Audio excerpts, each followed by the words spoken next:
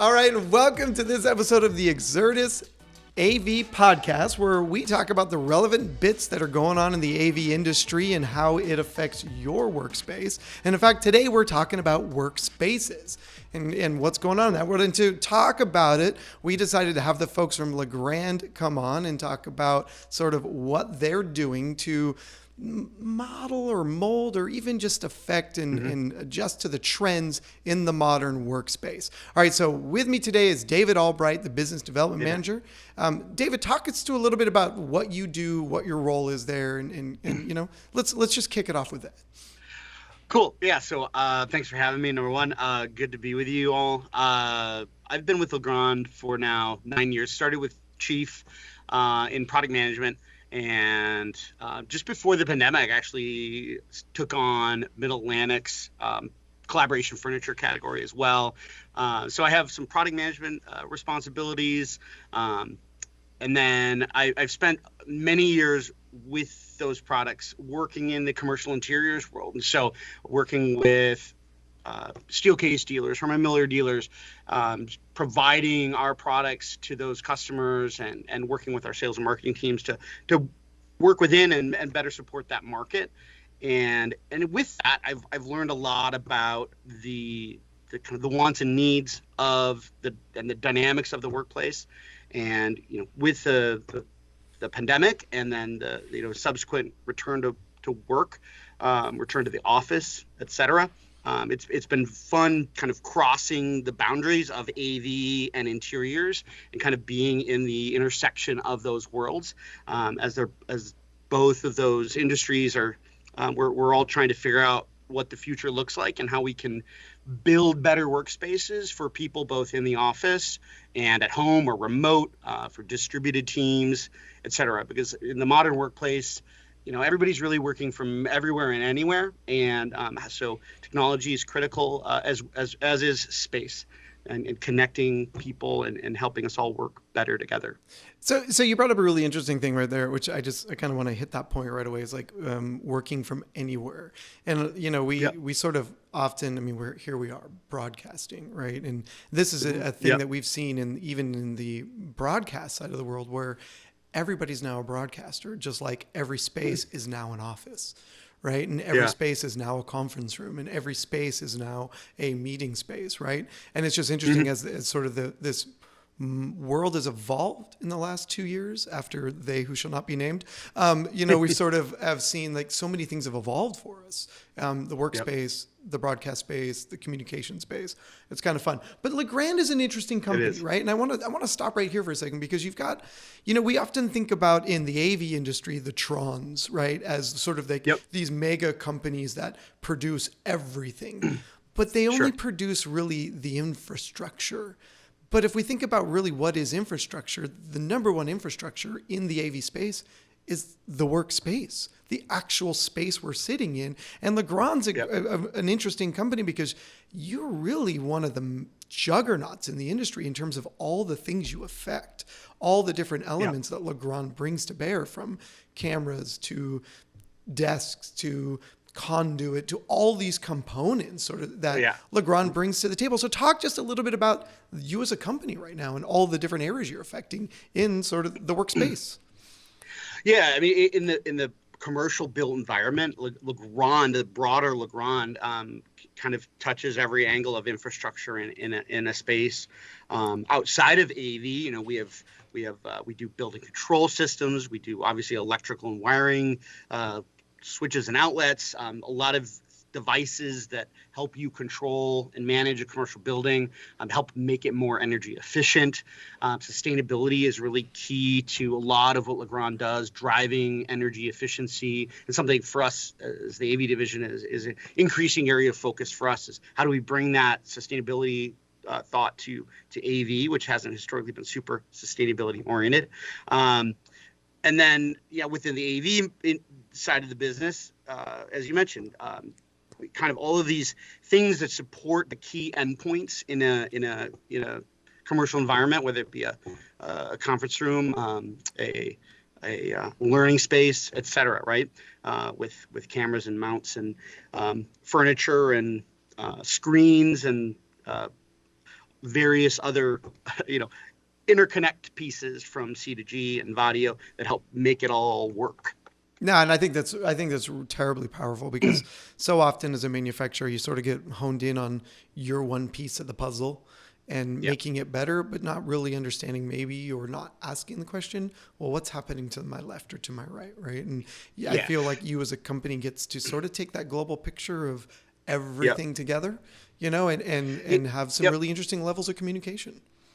Yeah, I think it's as we've brought these disparate brands together, it's definitely something, with our channel marketing organization, we're really focused on is not just telling, disparate product stories, but how do we help our customers, the AV integrators and the end users, solve problems, creating solutions that bring these disparate products together to create cohesive solutions that, solve problems with meeting equity and hybrid workspaces and so on. So it's interesting. So as we kind of we've gotten this sort of broad perspective, and now we're going to boil it down. Let's come into sort of the focus of the conversation today is really on the conference space, and you mentioned earlier, it's like everywhere is a conference space now, right? And or everywhere is an office space.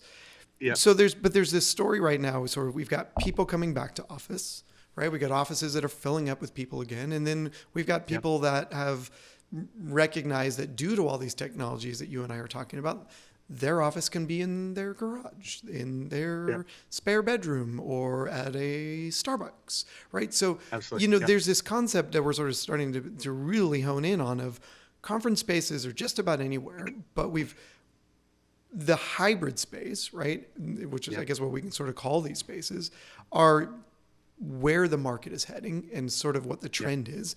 And that hybrid space might be, again, the home office or the work office. But so what are the trends that you're seeing in this space, right? And what are let's just start with that. What are the trends really in this hybrid space? I think eventually we'll just call it the modern workplace, right? Nice. And because the workplace has evolved to the point with supporting technology like Teams and Zoom, et cetera. We've gotten so good at leveraging these systems that whether it's you're working from your basement or Starbucks or another office, in a multi-site organization like Legrand, we're relying on the same systems and technologies regardless.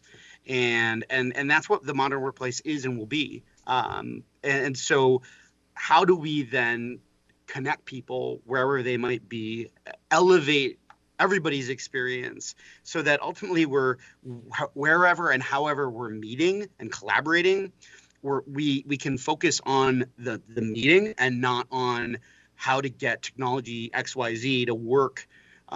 Because I think, coming back to a lot of the workplaces, in some cases ours included, there's challenges with connectivity.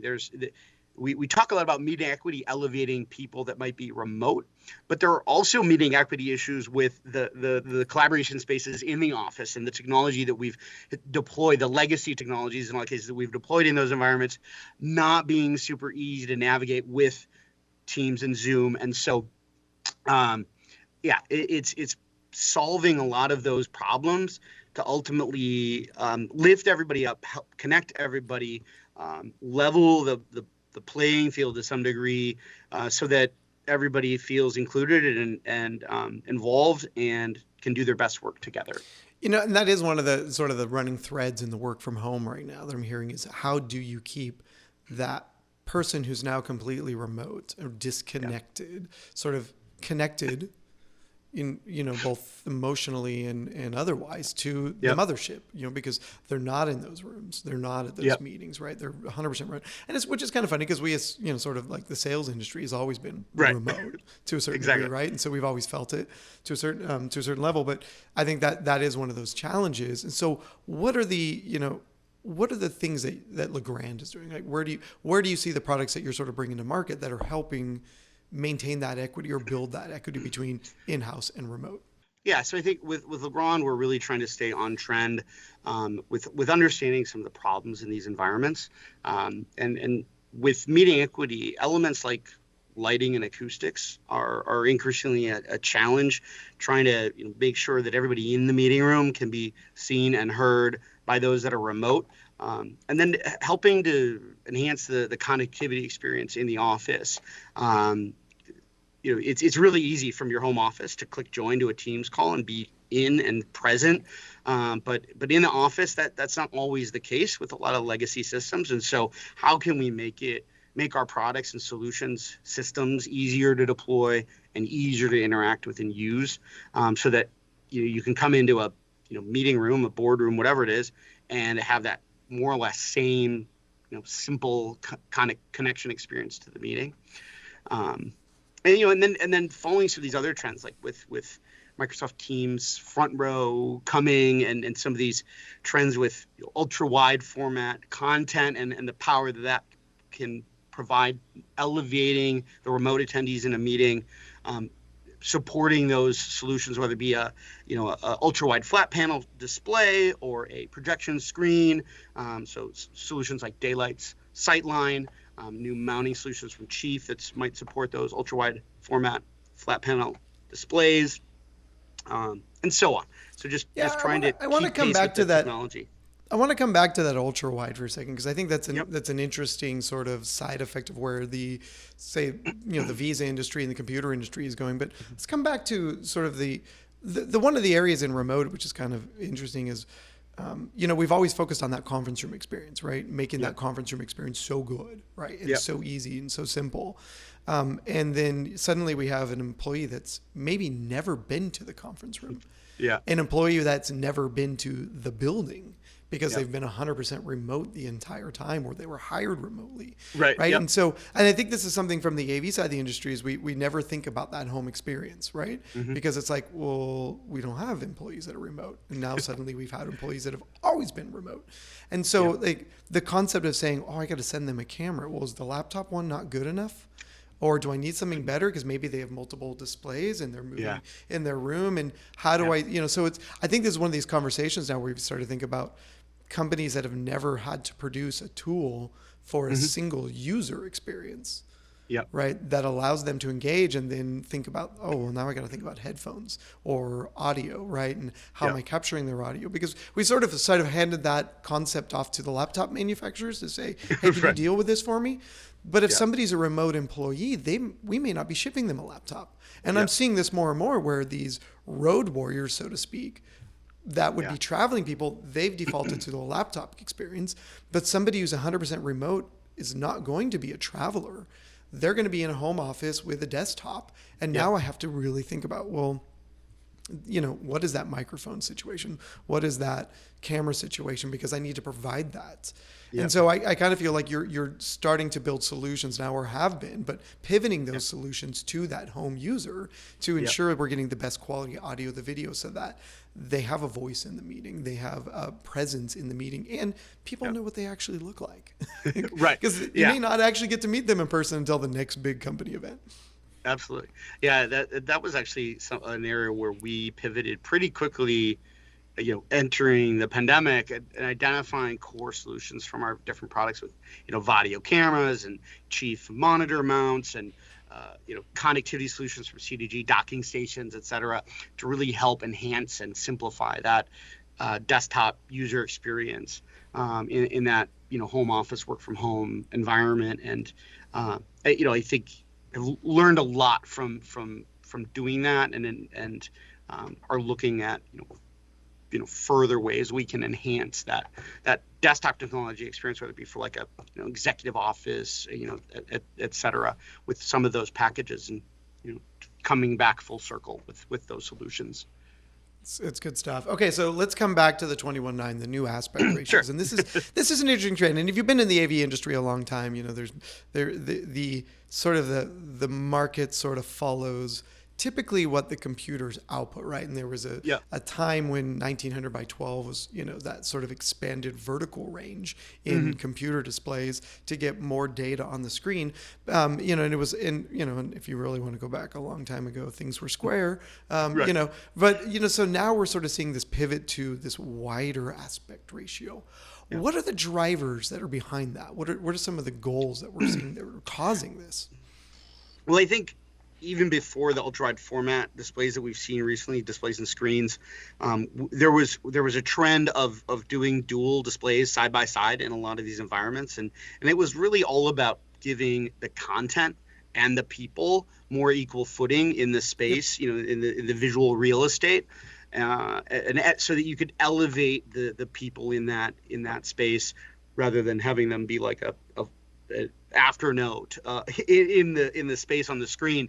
And so with that, and you know, I think Microsoft and others doing, you know, researching how to better deploy some of these environments for both single and multi displays. We've seen these 21:9 aspect ratio content formats come to the fore, and display manufacturers, screen manufacturers like Daylight jumping on board with solutions to support that. And I think at InfoComm it was a big hit, and I think it's a trend that certainly Microsoft is pushing, but I think it makes a lot of sense, and that's why it works, right? Like we've seen a lot of trends in AV come and go, curved screens and stuff. Remember 3D. Don't forget 3D. We always have to remind people. Yes, you thought 3D was going to be cool. So I mean, somebody did. So I think the fact, from a stickiness standpoint, the fact that this really does add value and elevates the experience of the people in the room, and helps them connect, you know, culturally, et cetera, with their team members that are elsewhere, is really valuable, and I think will ultimately be why this technology sticks and is such an early success, I would say. It's funny because if you go back to like the old hardware-based video conferencing days, right? And yes, audience members out there who are newer, there was a time when you had to buy a box to do video conferencing, but there was always a version of that box that was like, well, you can have a single output, or if you buy the better one, you get what's called people plus content, right? And so that's sort of to separate and give larger faces, because inevitably, if you're using any of these newer software platforms, the moment somebody decides to share something, right? Oh, I'm going to put a document on the screen. I'm going to put a presentation on screen. All the faces become the little tiny boxes in the corner, right? And which never happens when we're face to face. This never happens in the meeting room. And so when you come back to that equity conversation, right? That's part of it, right? In building up that environment where I can still maintain eye contact. I can still see people's reactions and understand if they're getting buy-in, if they're understanding, because there's so many cues that are done physically as well as verbally. But when you're a postage stamp on a screen, you'll lose those things, right? Yep. So these larger aspect ratios, and it's interesting because these larger aspect ratios have other ramifications: the transmission systems, the camera systems, the projection screen, right? If we're going to move to projection, we have to enable this in so many different places, which again sort of goes back to the earlier conversation of the power of Legrand to see and to affect changes in so many different areas of, screen or transmission or camera or others, to be able to enable this bigger picture here. Yep. Yeah, it's definitely nice to be able to, bridge the divide across the industry and be able to impact some of these trends in a number of ways to help hopefully make it all easier for our customers and end users to adopt these exciting solutions, technologies. So, we've been hitting a lot of the sort of the remote, sort of aspects of this. Let's come back into the conference room, because there are so many companies that are saying, okay, it's time to come back, folks. We want you, we love you. We want to have pizza again on Fridays, that type of thing. So absolutely. As now people are coming back in, obviously we're building rooms differently. We're thinking about room design. It's going, well, maybe it isn't a good idea to shove 50 people in a room, right? Yeah. Or maybe we need to start thinking about touchless interactions and different things. So what is Legrand sort of doing right now to simplify the room and the experience in the room? I would say back in, in the office. Yeah. I mean, a lot of, from a simplification standpoint, as we talked about a little bit earlier, the experience to connecting into a lot of legacy room systems was cumbersome. Old telephony systems, aren't Teams and Zoom enabled, and so as we've come back after dusting off these spaces that maybe were empty for two or plus years, we need to refresh how we connect with these environments. It's a totally different system in many cases, and so with our products, we've got connectivity solutions from C to G that help simplify a lot of that experience. Then Vadio has a number of solutions, deployment tools, et cetera, that help just simplify the connectivity of that whole system, from disparate parts and pieces, various manufacturers, and kind of bring it all together so that you can come in and hopefully have sort of that same one-click join experience to that meeting that you have from home or from Starbucks or wherever else. So it's got to be seamless, because ultimately the people that are remote otherwise and have this great simple experience are going to be like, why am I coming back to the office if it takes me 10 minutes to join any meeting from the workplace? I'd be better off working from home. So we've got to solve that. Yeah, no, that's interesting, because I question, okay, after not being in a conference room for 2 years, do you still remember how to turn it on? Right? I mean, the complication layers that we put in, and I think we sort of come back to, ooh, how simple can we make these things? But there's an interesting trend I'm starting to see sort of in the marketing sphere, which is sort of touchless systems, right? Sure. I think we're all coming back into this more aware of germs than we ever were before, or we care more, right? We care a lot about our immune systems. We care about, do I want to transfer something to a employee sitting across the table, and starting to say, okay, well, what are the simple things we can make? And being able to enable a system that is touchless. So I bring this up because we borrowed a couple of your tools before this to kind of test some of the things you're doing, and one of those was within the camera system, the auto framing aspects, the ability to say, I walk into a conference room, I sit down, I bring my own device, or or there's a system in the room, I jump into a meeting, and because it's only me, the camera doesn't need to see the whole room, so focuses in on me. Right? But then as other people walk in, it begins to add them and allows them into the experience. And I think that's a really important tool, because it is enabling sort of this touchless environment, or this, and we'll never get to germ-free world. We wouldn't have immune systems if that was the case. But it's at least adding a layer of comfortability and safety, to the experience. Yeah. Vadio's, electronic pan tilt zoom technology that they've integrated into the IntelliShot product, Conference Shot, EPDZ products, are really awesome in that, as you said, you start the meeting with one person, as people join, as people get up and move around and present, the system can intelligently track you. It also provides integrators the ability to block out spaces where you don't want to see and track, and like you've got a clock on the wall, or you've got a glass wall facing a hallway, and you don't want it to be picking up on passersby.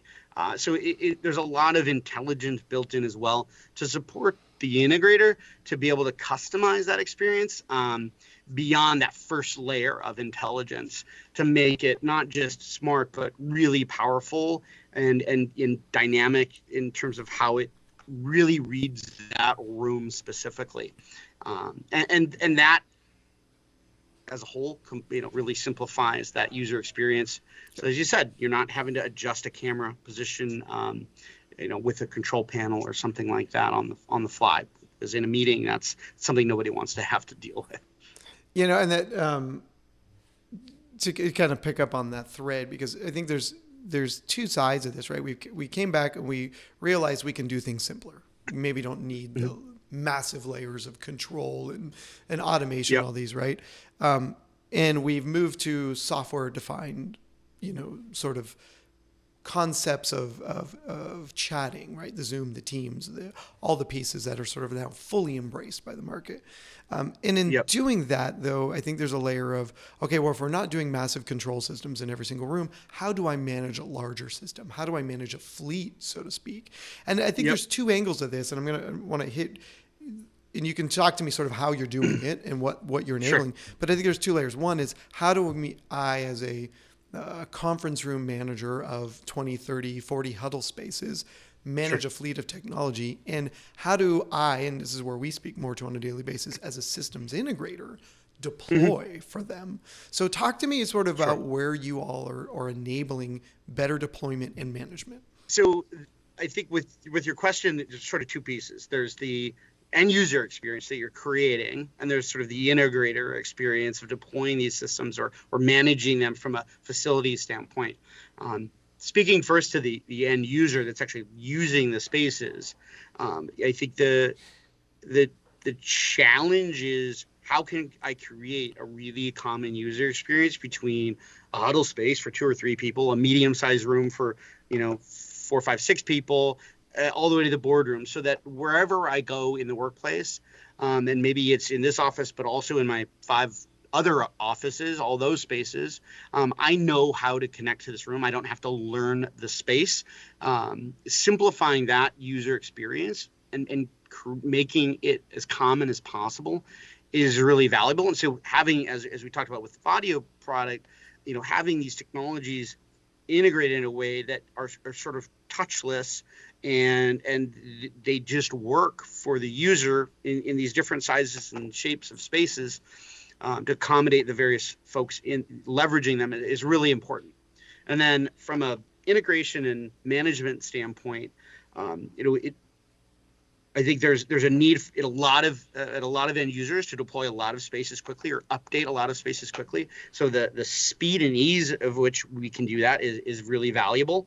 And so we've got a lot of products that we've developed, even some pre-pandemic, but that really help simplify that deployment and management experience. So Chief developed the Tempo product, sort of an all-in-one mounting infrastructure solution, really lightweight on the room, really easy to deploy from just a speed and simplicity of installation standpoint. That brings all the technology you might need in a small to medium-sized room together. And then you pair that with Middle Atlantic's RackLink Premium Plus intelligent power products that help you kind of remotely manage that system. And then you control all of that and deploy all of that using Vadio's deployment tool, connecting all of your disparate devices together and managing them in one place with that deployment tool. Just really creates a simple, fast, and efficient mechanism for both you as an integrator, but also for your end user facilities manager, whomever that might be, IT manager, to deploy and control those spaces. No, and I think that's super important because we have to think about, okay, can I get it turned on? Can I get it installed? Can I get it up and running? Can they start using it? Yes.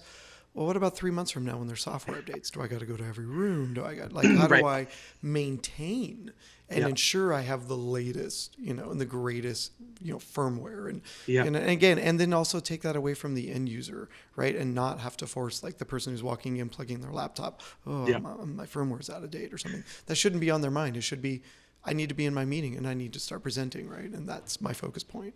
Absolutely.